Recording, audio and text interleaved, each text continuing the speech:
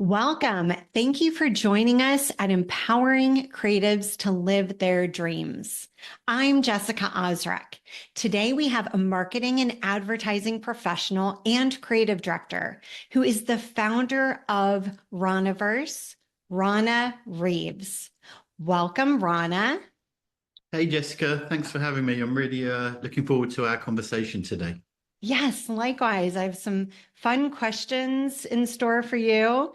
So, Rana, I'd love to know what inspired you to start Ranaverse and how has the agency evolved over the past 6.5+ years? So throughout my career, I started my career in the mid 90s and working for other agencies. And each of those kind of agencies taught me something about how I wanted to progress and build my own environment. And I think that I have a mentor, Edward Enninful, who was the editor of British Vogue. And when he took over as the editorship of British Vogue, he talked about that he wanted to create an environment where everyone was welcome. Mhm. And I think that word welcome is so powerful.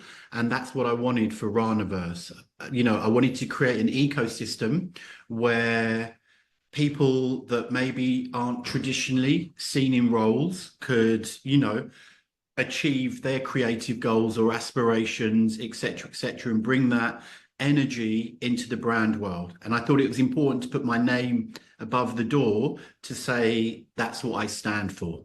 So the idea is that it's an ecosystem, a verse, a multiverse in some sorts of ways of the intersections that either I'm part of or I believe need platforming. Wonderful. I love that. So you've worked with iconic brands like Gap, PlayStation, and Airbnb. Can you share a standout project and its impact on you and the team? Yeah, I think I've done what I'm known for, I suppose, is I've done a lot of cool stuff with a lot of very well-known people. I think that the campaign for me that I would say has had the most seismic shift on how I approach stuff, Jessica, is actually a project or a program for Unilever. And it's Mm. called United We Stand. And I think that if you'd asked me this question in my 20s, you would have got a very different answer. In my 30s, a very different answer. And I'm now just leaving my 40s. And United We Stand is a project that looks at empowering LGBTQ communities across the US that have no protections or services in place in certain municipalities. We're up to 7 cities now that we're working with. And I think the reason it's so powerful for me is I always understood in some sort of way that the brand world, creativity is a core driver in shifting attitudes and behaviors. I think what I didn't understand is that you could also shift systems, right? Laws that are in place that are maybe unfair or unpopular or don't work, or processes that don't serve communities in the most positive way. And I think Unilever has been a massive influence on my entire approach then to creativity kind of across the board. That's wonderful. And Unilever has what, hundreds of brands across so many different types of products. So that's Yeah. amazing. And I love the idea of challenging systems. If I'm hearing you correctly, it's almost like, the systems of our mind where when we have certain thought processes and when they no longer serve us, right, they become limited because we're evolving as humans. And so that's kind of what came to mind is that there were systems that maybe worked for the larger population up to a certain point, but now it's like they're old and antiquated and they need to be challenged and reinvented. Yeah, 100%. If you think about it, this continual evolution is evolution. You know, Hmm. I'm not very good at history, but probably like 70, 100 years ago, it was weird that women voted. Then it was weird Mm. that kind of black people were able to use the same water fountains. Culture evolves, society evolves, and as creatives, we shift and change with that. I have my own intersections, my own senses of purpose and perspective, but what I enjoy is when I learn other people's perspectives. Like growing up in London, we didn't have massive Hispanic communities. We didn't have kind of indigenous communities that I've come across in America. And I love learning other people's points of views. I think that the key for me is to always remain teachable and even age. Mm. You know, I'm not a TikTok wizard. Like I've literally just done a session with them at a team where they're showing me something. And it's just always remaining this spirit, they call it how, like honest, open, and willing. Mm. Yeah, teachable. That's a great point. So you mentioned the concept of marrying brands with culture. So what's an example of a campaign where you felt this alignment achieved something groundbreaking? Yeah, I'm not sure if I can take credit for it. Certainly Beats by Dre, which Okay. was kind of, Jimmy Iovine and Dre's kind of baby, seeing Mhm. that kind of explode. And it's a simple idea. Everyone has phones, everyone's listening to music, but portable headphones are crappy quality. Let's make them Mhm. good quality, designed for the music that is now played kind of wider today, right? Mhm. That is a great example of kind of just that innovation that has led to kind of stuff. If I Mhm. take some of the work I've seen from Unilever on Dove with hair discrimination, right? Mhm. Super simple, talks to the heart of the brand in terms of the way that kind of things need to change and having a purpose-based area. Those are a couple of the examples. I think from my very, very early days, and it sounds super dated now, but I worked on Courvoisier Cognac. And at the time, I was in the UK working on it, and they were one of the first brands to integrate kind of branding in hip hop lyrics, with the Busta Rhymes Pharrell track, Pass the Courvoisier.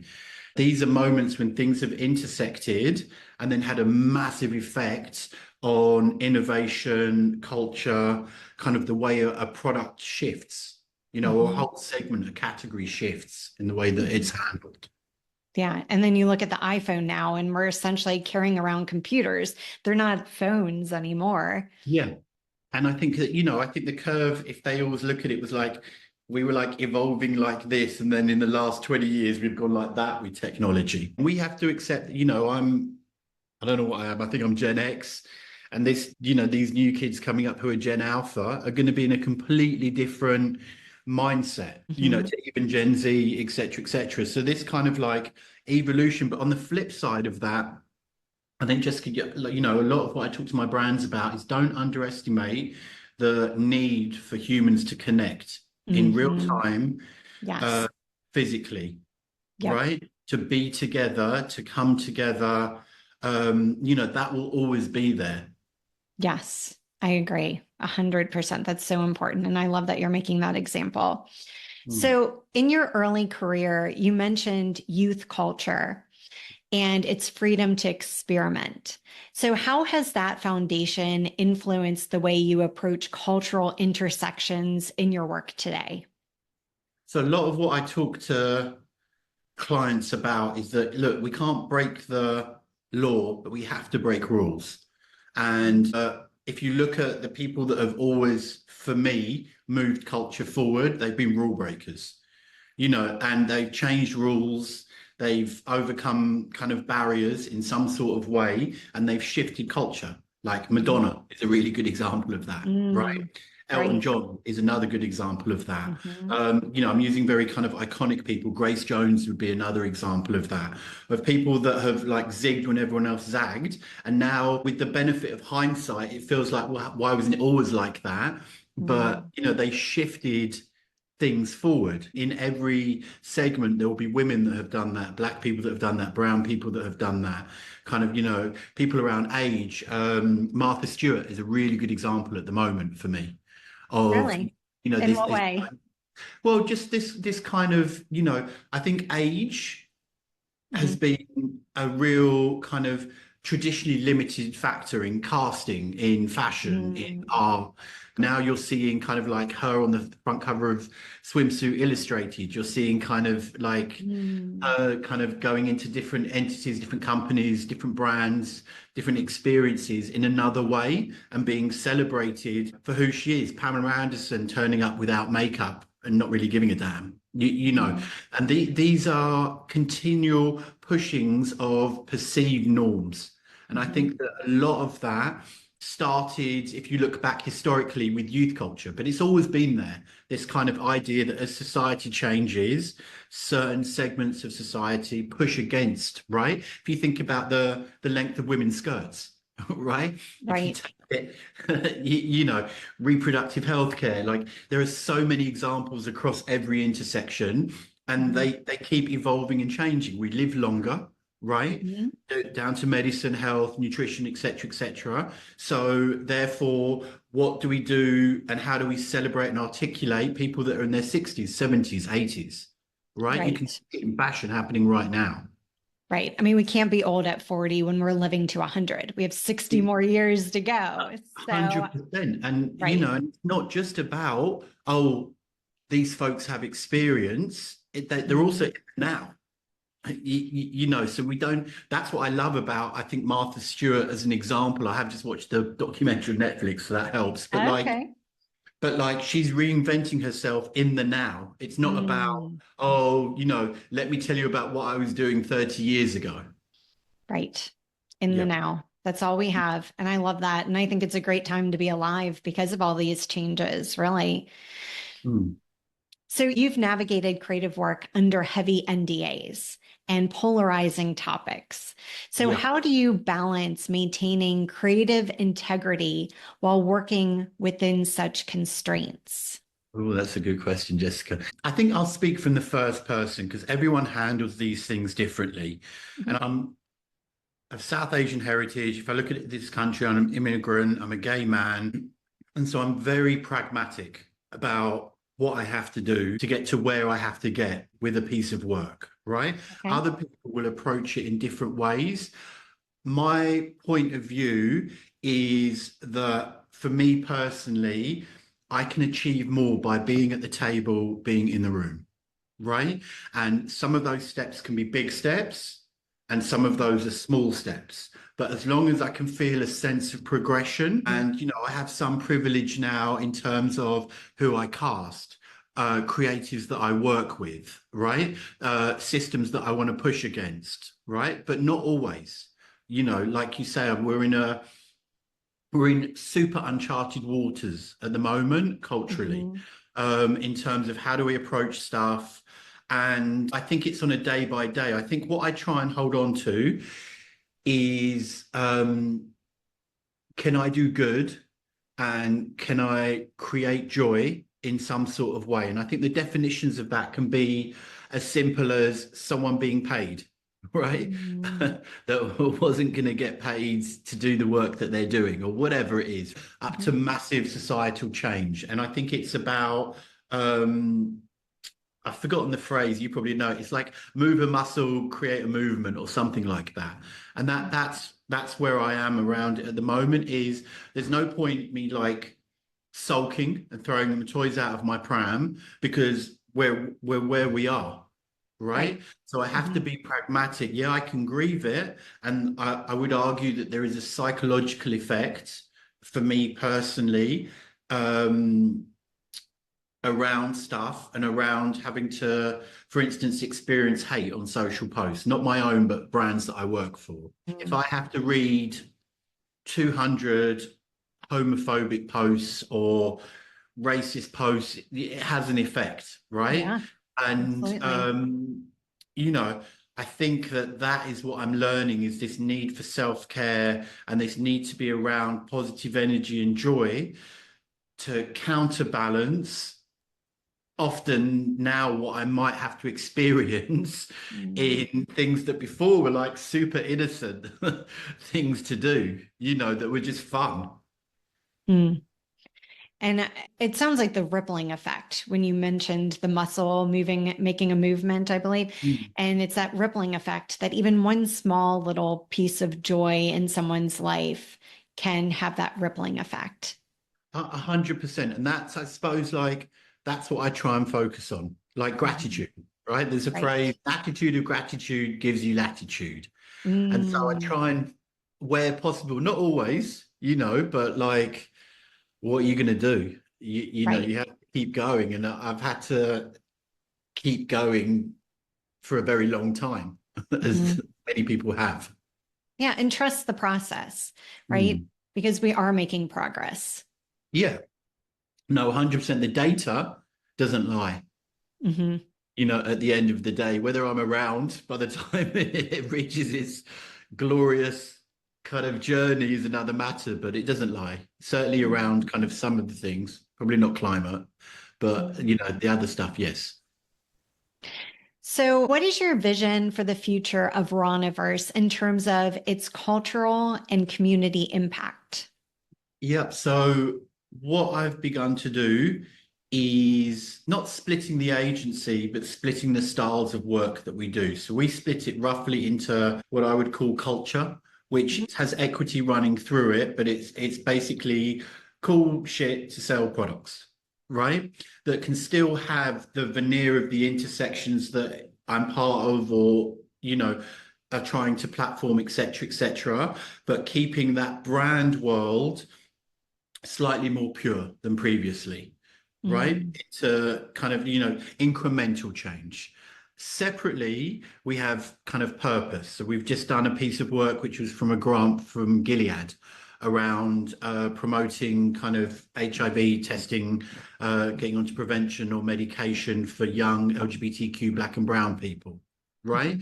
So there, it's about direct societal change, but still taking the learnings that from the cultural world. So how do you get the frequency of the work correct, the tenor of the work correct, so it doesn't feel like it's not from within the room or within the environment of the kind of Gen Z people that I'm looking to reach. So the two still cross-populate in some ways, because then I'm taking from people that I come across in the community area that may not have been given the opportunity to shoot a campaign or appear in a campaign, and I'll cross-pollinate them into the cultural work. Hmm. And so when you're looking to create a campaign, do you feel that you immerse yourself into that community? As much as possible, I think there's two things that happen. Immersing myself, but Mhm. if it's not my community that I'm dealing with, it's knowing when to step aside. And like you talked about, trusting in the process always been a thing for me, is a good compass as to people's kind of energy and frequency, and kind of finding that, my job isn't to know everything, it's to know the right people to access what I need to access, and then Mm. moving out of their way. If Mhm. we're doing a campaign that is targeted wholly at women, I'm not the person that should be leading that. I might have a strategic point of view or be able to coach the creatives and the strategists around, this is how I would approach this piece of branding, or where the logo should sit, or blah blah blah. But it should be, for me, for us, by us, created by those communities. But the joy of it is that I still get to learn about people's stuff and things that they're doing and they're interested in. Mhm. Would you say that that's the reason for the love of the work that you do? Yeah, I think so. I think I'm very nosy, I'm very curious, and kind of, there's a lot of, it's a privilege to do the work that I do. Mm. I'm very aware of that, and to collaborate, learn from, work with the people that I get to work with, whether it's kind of like mega famous or just starting out or whatever. Mhm. It's like I get to experience life and get paid to do that. Mm. Right. No, that does sound like a lot of fun. So you've described your journey as embracing elements of the American dream. So Mm. how has your perspective on this dream evolved since moving to the US? Yeah. I'm not gonna lie, I love America. And well, it's tricky, right? Because I have a narrow view, in that my view is LA, Atlanta, Miami, and New York, Mm. right? So I love New York, in the same way as I'm quite happy to say that in the UK I love London. You know. And so I'm still just kind of learning. What I do feel is here, and this may be naive, is this belief in the American dream, right? Mhm. That if you work hard and you put in the labor, that you can look to achieve. I don't think it's as simple as that, but it's been my experience, right? That people are open if you push, like the hustle is real. And I don't know if that's an American thing or a New York thing, but Mm, it's something that I kind of feel people have taken a chance on me here, sometimes in a way that they haven't in London. okay. And you appreciate that, it sounds like. 100%, yeah. You Okay. know, clients are made up of people at the end of the day. You know, they're not like Absolutely. it's a amorphous thing. Yeah. And there is a special thing about New York. I agree. I mean, I lived there as well and started Mm. my career there, and New York is a special place. Yeah. So you mentioned coming from London. So what cultural differences have shaped your approach to creative work in the US versus the UK? Yeah. So the first thing is always going to be race. So when you have more of a section of culture, um, there's more of a span of the style of people within that. So what I Mhm. mean is kind of, you know, in America, there is a bigger black middle class, a bigger black creative class. There's just more of everything, right? Okay, right. You know, there's Yeah. like multiple hubs of cities that you can go to create. They each have their own different flavor, the different tenor, the difference Mhm. between like working with people on the East Coast compared to working with people in the South, etc., etc. So that has been a massive shift for me. It's like I got a bigger toolbox to people to meet, tapestries to weave with lots of different styles of people. So that was like a big shot in the arm for me. I think that the scale of things, American culture, love it or hate it, for me, in the English language is the predominant global force. Grammys, Super Bowl, Oscars, like these are Mhm. global moments. Beyonce, Taylor Swift, the Kardashians. So wherever there is a Western permeation of culture or English is the language, Americanisms are, in my opinion, the dominant force. I see it in London. Yes, there's a healthy kind of British culture, but you know, Hollywood. There are so many areas that America has its kind of like light or shadow on everything. Mm, mm. That's a great And point. so, yeah, so I get to be at the more at the crucible of that if I'm Mhm. geographically here. And I can feel your energy about your enthusiasm of being amongst it all. So Yeah, like I say, Jessica, it's a privilege. mhm, that's wonderful. Well, and goes back to gratitude. Yeah, 100%. So you've spoken about your intersections of identity, the Indian heritage, LGBTQ identity. How have these experiences influenced your work and leadership? I think they are everything. They're fundamental to me, right? They're core, they're my DNA. I can't not look at everything through my intersections because they make up me, right? I think what it has enabled me to do is have an innate sense of the other, right? So I think, you know, I talked about within creativity rule breakers. And so just via my intersections and what I'm doing as a career, I'm breaking rules that were set for me within my culture, right? Mm, You know, societal norms or pressures. So I think leadership is different. What I would say is that it's allowed me to be very open mhm, to people and people's journeys into the industry and how they approach things.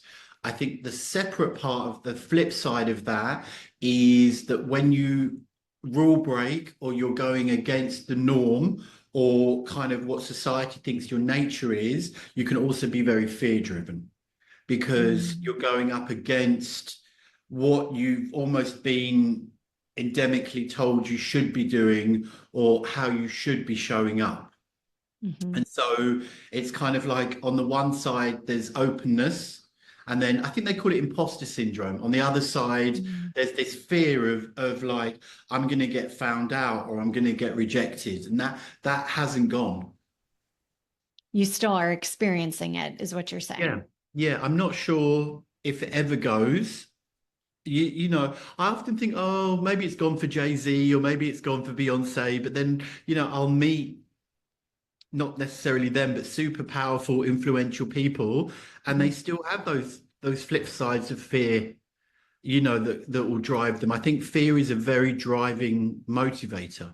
Mm. It's not it's a hop, skip, and a jump away from anger and controversy, Mm. which are huge drivers as well of creativity, alienation, etc. So I'm not sure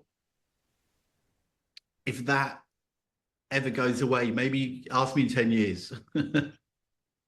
Well, it's interesting you say that because in addition to recruitment, I'm a certified dream builder coach and life mastery consultant, and I teach about fear. And fear is essentially a companion on the journey to greatness Mm, because fear is essentially telling each of us that we're at our green growing edge. mm. And it's not telling us that we can't, it's just telling us that we haven't done it before. Yeah, that's good to hear, Jessica. And people who are pushing boundaries, breaking rules, contributing to our greater good and enhancing our culture, they are stepping out of their comfort zone. Mm, And so a lot of people they feel that edge of fear and they contract and they stay in their comfort zone.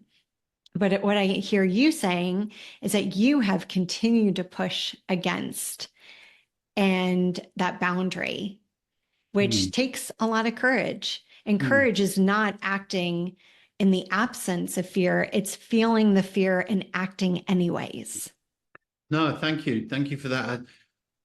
I'm not, I'm also not sure if I had a choice, just because of the way I'm made up. Mm-hmm. I think I'll always have an irreverent, rule breakery streak to me.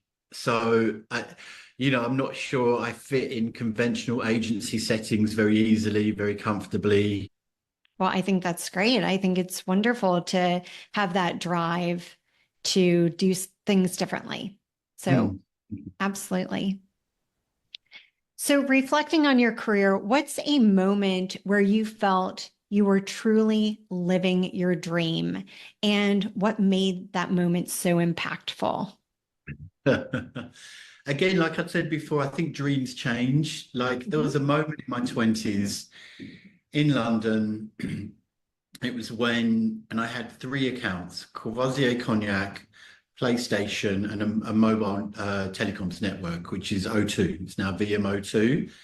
And it felt a bit like it was just the keys to the kingdom. London was really on fire in an amazing way. We had these clients that just believed in us. It sounds dated now, but the internet was starting. No one really knew what to do with it, or social media, and they just let us run with stuff. Mm. And a lot of the work we did then, to me, still stands the test of time. So in my 20s, it was very much about that. You'd grown up outside of London, not particularly well off. And so to come into that vibrancy where otherness was kind of celebrated was Mm. amazing. And so then I think as I've grown older, I think living my dreams has changed. Now it's that kind of campsite rule where I want to leave the world better than, or situations better than where I find them. And Mhm. that's a massive motivator for me now. Like younger talent. In my 20s, I didn't have a concept of the idea of bringing people through, opening doors, being of service, showing up for people in that way. As I've grown older, the sense of satisfaction that I get from seeing it's not always young people, but different people achieve because I have a confidence in my own craft to not feel threatened by that has been massive for me. Like I get I get emotional thinking about it, just such a joy from seeing other people reach their aspirations because I know how hard it is, Mm. and I've had doors opened for me, like by mentors, by people that have seen something in me. And so that's more where I would say my aspirations and dreams are now. Mm. I love that. I'm hearing a lot of compassion with you, Rana. Okay. So, You might want to check about that with the people I work with, but yeah. oh yeah, why is that? I was just very, I grew up in the 90s. It was very get it done or die trying. I think Mm. the 90s mentality, there was no such thing as self-care. There was none of that. So I'm learning, from the generations that are younger than me that, about mental health, self-care. We didn't have that in the 90s. I hear you. I remember how hard it used to be to take a day off, and I Mm, had to frame it and be like, it's 8 hours. yeah, The world is not going to fall apart if you yeah, lay on the couch because you're sick. You can go yeah. back to work tomorrow. But I agree. I love that self-care and mental health, mindfulness, all these wonderful topics are coming about. And it's amazing to see that older generations and sometimes even younger, it doesn't even really matter, but it's that spectrum of, where we are in the evolution, but that resistance, right? That initial resistance that we may have. Mm. No, 100%. There's so many things like understanding people with the like disorder and like people that are on the spectrum and just having this wider understanding of people, Mm-hmm. right? And Absolutely. that was the point of Ranaverse. Is it's not just about, oh, he works with a lot of black and brown people, a lot of LGBTQ people. It's about welcome in the widest sense, Mm-hmm. right? And Right. to learn and understand and value. And Right. that is its own journey. Oh, it's beautiful. Mm. So, how do you stay inspired and maintain a fresh creative perspective in a rapidly changing industry, but also just world? I'm a great believer in energy. I think that there are people that radiate energy, people that drain energy, and I have a group of people around me that kind of have this energy and this light that kind of, I don't want to sound like a vampire, but I feed off of. I need that. Like I'm a sponge. What Mhm. you put me around, if you put me around loads of really toxic, kind of venomous people, that's probably what I'm going to end up acting like. But I try and find people with joy, with happiness, not Mhm. necessarily abundance. And this idea of service, I think, is absolutely revolutionary for me. So in New York, I mentor a lot of kind of like younger LGBTQ people, and I get more probably out of it than they do. I have a friend, Jack, who's one of my best friends, and we'll be in the club, sitting in the section, and he'll be busy shazamming every song to try and learn it. It's not about young energy per se, but it's about being around, for me, people that are striving in whatever way that works for them. Mhm. Right. It doesn't have to be, oh, you're a major model or a major actor or actress, or even you're in a traditional creative profession. It's about like the energy that you're bringing. And I learned so much through that. Hmm. It sounds like you're pretty empathetic. Yeah, that can and can't be because I can be very blinkered with the work. But yeah, I think I have my own life story and my own journey. And you, you, that the hardships or the tough times that I've been through, Mhm. you can't not be more open to other people's kind of things that they're going through or things that they want to do. Mhm. It wasn't a bed of roses. I've had to grind and work and fight for everything that I've been able to cobble together. So, I'm very of that mind of like each one teach one from me to we. I don't want to get to the top of the mountain, Jessica, and look around and I don't know anyone. Hmm. Right. Yes. It's so important to have priorities in order for sure. Hmm. So Ranaverse focuses on breaking barriers in the industry. You've talked about breaking rules. So what advice do you have for creatives looking to challenge traditional thinking and innovate? Hmm. So it can be tricky, Jessica. I think, you know, try and find a core insight, Mhm. right? Look at data, unfortunately. Try and often it's you sometimes have to start smaller than you want to. So I'm a big believer in test and learn. What often happens with our clients is I'll come in, I'll scare them shitless, we'll do something at like 60% less than they of the budget. It will be Wow. major, they'll love it, and then it Mhm. will grow exponentially. Right. And I think that with creativity, you have to take people through it and also don't make it into some mysterious science. Like, I really try and evolve things with my clients and take them on the journey where possible. It's not like I try and hide them off and then show them this completed thing. I want them to rummage around with me and get there, right? Because then they feel invested in it. And good work is good work. It will always Mhm. shine through, and then know how to measure it, evaluate it, and communicate it through the business. Mhm. So that's kind of what I've had to learn to do in order to win in the style of work that I like to do. And I would imagine that if the client is involved in the process, then they understand the strategy and the reasons Mm. behind the decisions that are being made. It's not like they just meet with you and then they get this end product and they don't really understand anything Yeah, behind the because decisions. they have to be able to articulate it internally themselves. Like, I'm not always there, or you can't really tell from a deck sometimes the bits between the words. Right. So, giving the enthusiasm, energy, making the process enjoyable for them. Because, like, I can be driven by fear, but in a corporate setting, there can often be a lot of fear. Mm, Fear of being different, doing stuff in a different way. And it's all well and good when all the results are in. But on the whole, people don't get fired for doing generic, right? And so there's a lot of generic out there, unfortunately. because you need to get people buying in all the different levels of management, investors, and stockholders. And Yeah.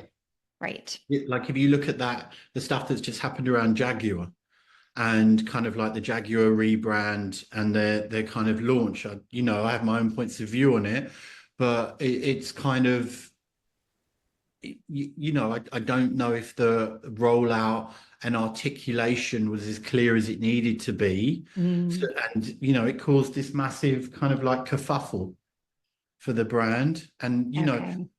being in that uncomfortability for clients is really tough. Hmm. If you're not used to waking up to like 2,000 negative comments on your brand Instagram, like, Nike can deal with it, right? If you've never Mm, dealt with that noise, that pressure, which has become mega amplified now, um, it's tough. Marketing isn't just marketing, it's legal, it's public affairs, it's investors. hmm. People coming at it from all these different elements that you now have to navigate. Like, 5 years ago, I never dealt with those people. And now I have to. It's fine, but it touches everything now. Right. It comes with the territory as you're progressing. Yeah, and also because we live in a technological world where dialogue is so easy to have now. Right. And you can hear it. Whereas in back in the day, you'd send out a newspaper or print publication and you might hear some local chatter, but not the whole world chiming No. in. And there are good things about that. It democratized. And for me, there are kind of like polarizing negative things about that as well. Hmm. Right. Ah, wow. So you mentioned elevating marginalized communities through your work. So what Hmm. steps can brands take to ensure they're making genuine, lasting impacts? Yeah, I think the first thing is don't dip out, dip in and dip out. Like, you see people just pivot, change. I think it's hiring people from those communities, not in an affirmative action kind of way, but I'm so tired of hearing people say, we couldn't find a female director that fit this campaign. It's just not true. Oh, we're using these people again and again and again. I think it's be willing to change and kind of just be open. But I also think with a lot of things now, what is marginalized? Like, if you look at race, I think it's 16 out of the top 20 cities in America are non-white majority. Like, Mm, marginalized has shifted hugely. right. right? Like none of us, I believe, can argue that probably Black culture, modern Black contemporary American culture, is the dominant cultural force in America today, Mm. right? It's the dominant cultural force in sport, in music. So what is marginalized now? Like it already arrived. It's brands that are having to catch up with where the data society, understanding that. I think we're in a time of massive fear for brands. We're in a massive shift in American culture coming up post-election. We don't know what we're in this just unknown, and brands don't like unknowns, right? Right. Yeah. And Um, investors and stockholders don't like unknowns either. no, and so it's for me at the moment. It's tough because I'm trying to just work with brands to just not just going to generic, not just going to fear, and it's almost going back to old ways of thinking of how do we get this stuff through to reach who it needs to reach. There was a lot of crass work done, I would argue, post George Floyd, Black Lives Matter, of brands just saying, yeah, we love Black people, we love the gays, trans this, trans that, but not doing anything, like, or just saying it and just the work and the action was performative. And if you do great work with meaning rather than just badging, often you can get that stuff through even in a polarized environment. Hmm. Yeah. And I think it's a matter of, again, going back to the process, right? It's like those unfortunate events that happened got a lot of people's attention. Mm. And some people were ready to move forward, and other people's minds maybe were just cracked open a little bit more. Yeah, 100%. And I think that what's been a bit not distressing but sad for me, Jessica, is I don't know if it was a naivety, but I kind of felt like it was like there was this halcyon time where common sense, from my perspective, took over, Mm. right? And to see that retreat is really sad from a personal perspective, right? And I have some level of faith that it will come back, but it's a sad time to see kind of like brands step away, particularly after they've said they stand for something. Mm. Yeah, I think you're right when you're touching on the fear, because there have been some brands that have stuck their neck out and have gotten backlash from it. Yeah.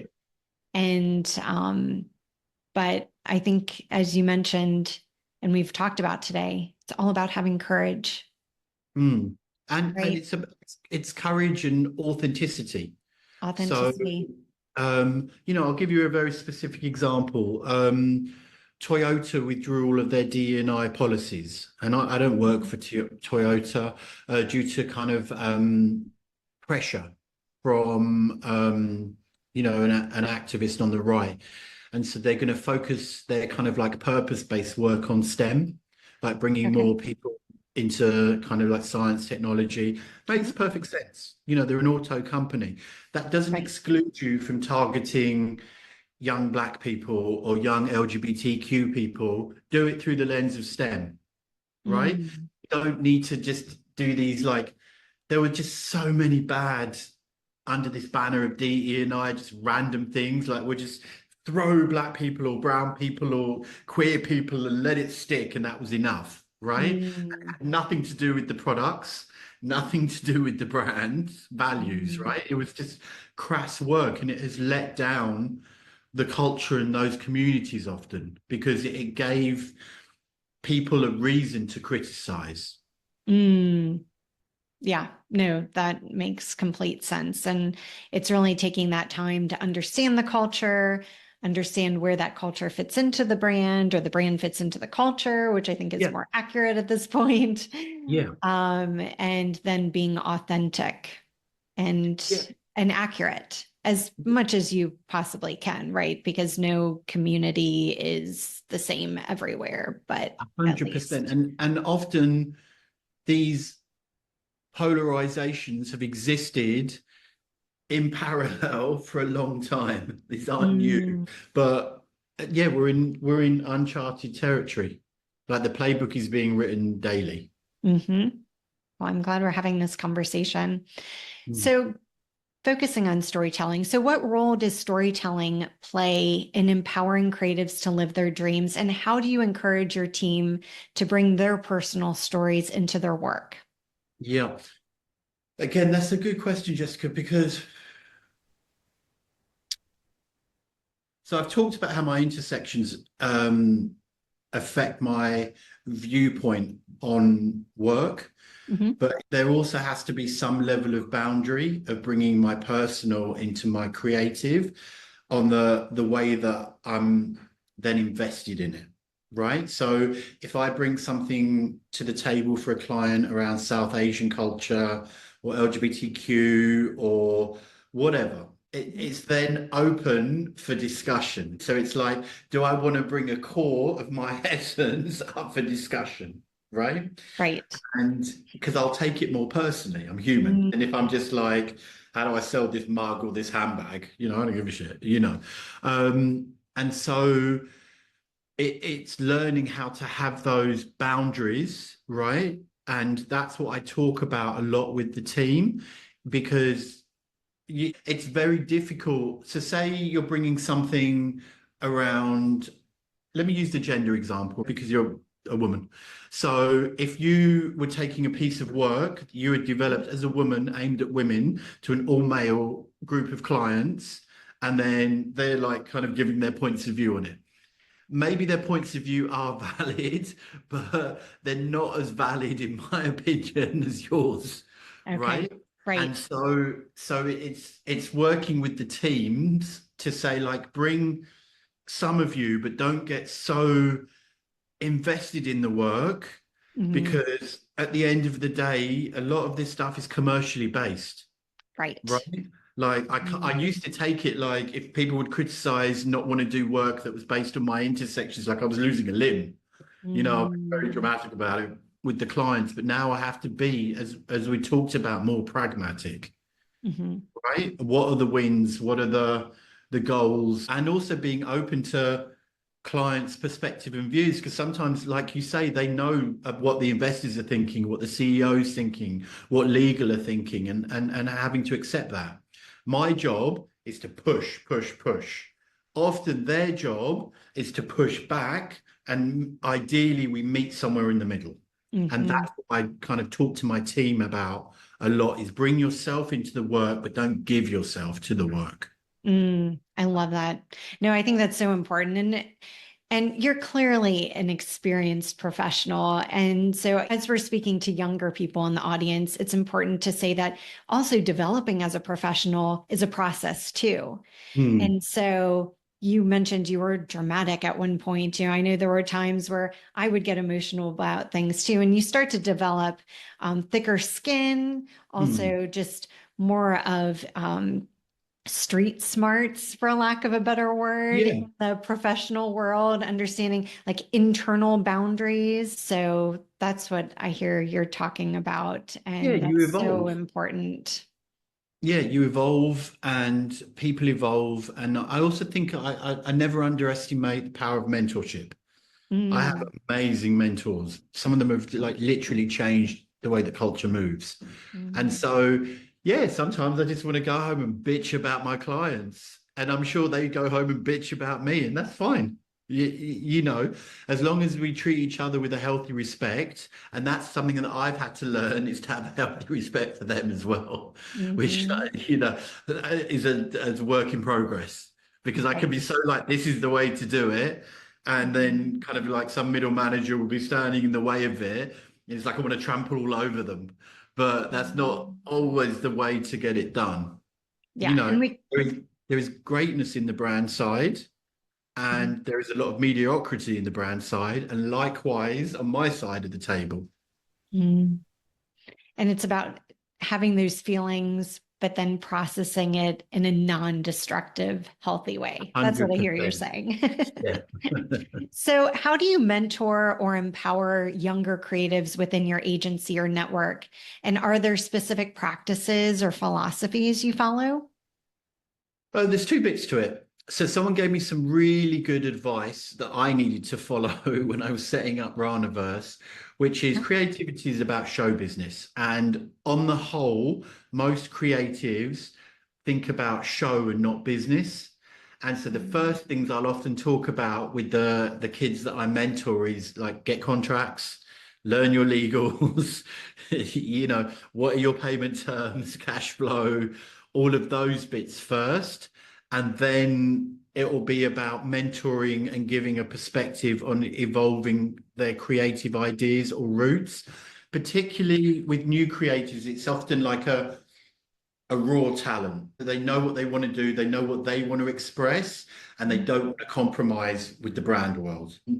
And sometimes, uh, there'll be someone in their mind, they're making their opus piece of 15-second content that is going to change the world. But no, we need to sell a pair of sneakers. So no, I can't have 15 seconds with none of the sneakers in it because you want to like focus on someone's eyes, right? So it's understanding that and guiding them. But I take such a pleasure in it on the whole, on that side of it. But I always start with the business side, protecting them. And that's how I run my business.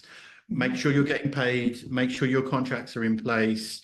I'm going to contract you properly. I'm going to make you look at it because these are all the mistakes that I made. And then we'll do the show bit together. Mm-hmm. Okay. And what's your advice to creatives facing barriers, whether cultural, societal, or personal, in achieving their dreams? I think it's keep going, understand that it doesn't happen, unfortunately, overnight. Find ways to express outside of the situation, frustrations you're feeling, get good mentors that have a proven track record of getting success through with creative, not just kind of like people to just chat with, and building that kind of ecosystem around you, I think is key. It's really tough, Jessica. It's like, I don't think there's a statistic around it, but this is not for the faint-hearted. Like this is, the pathway is littered with broken dreams and aspirations. What Unfortunately, path is that? What path is the that? path to like kind of working creatively with brands. You see all these people doing amazingly on LinkedIn, doing this campaign, pushing this stuff through, but there are tens and tens of people where it didn't work out. And I'm not saying that will be the case, but kind of, learning to understand that for me, the journey is like that. It's not some linear kind of thing, and having that support system around you. Mm-hmm. So the support system, and I heard you say it right when I asked the question, keep going. Yeah. Absolutely. And that's a trite thing to say because some people can't keep going because they're not from money or they're not it's tough, and I Mm-hmm. understand that. And I think that it's beholden on people such as myself that do understand that to open the doors wherever we can. Mm-hmm. And get that support system in place. Yeah. Yeah. Mm-hmm. So anything else you'd like to tell our audience today? No, just keep the faith and let's hope for a brighter tomorrow. Well, thank you for participating in my show, Rana. And I'd love to have you on my show again. Hmm. And I'd love to hear more about your progress and the impression you are making in the world. That sounds great, Jessica. Thank you for having me. Of course. No, it's been my pleasure. And thank you for joining my show, Empowering Creatives to Live Their Dreams. I'm Jessica Ozrak. You can do it. I believe in you.